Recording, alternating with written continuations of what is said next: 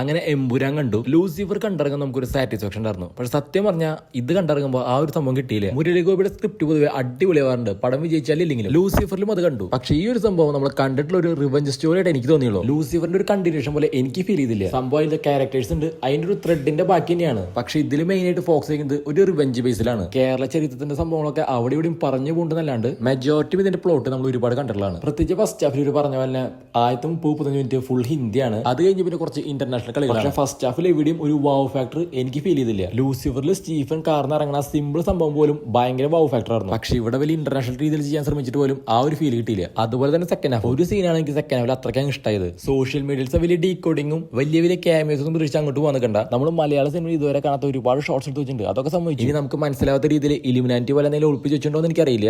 BGMന്റെ കാര്യത്തിലും എനിക്ക് വലിയ സംഭവമായിട്ട് തോന്നി. സംഭവം പറയുമ്പോൾ ഒരുപാട് നല്ല ഷോർട്സ് ഉണ്ട്, മിക്കൊക്കെ നന്നായിട്ട്, അതൊക്കെ ശരിയാണ്. വേറെ വലിയ പ്രതീക്ഷ ഇല്ലാണ്ട് ലൂസിഫറിന്റെ ഒരു പ്രതീക്ഷ വെച്ച് പോയാൽ പോലും അത്രത്തോളം ഒരു ഇമ്പാക്ട് ഈ സിനിമയ്ക്ക് തരാൻ പറ്റിയെന്ന് എനിക്ക് തോന്നിയിട്ടില്ല. അപ്പോൾ നിങ്ങൾ എന്തായാലും തിയേറ്ററിൽ കണ്ടാലോ, ഇത് എൻ്റെ മാത്രം അഭിപ്രായമാണ്. നിങ്ങൾ കണ്ടിട്ട് നിങ്ങളുടെ അഭിപ്രായം കമന്റ് ചെയ്തോളൂ.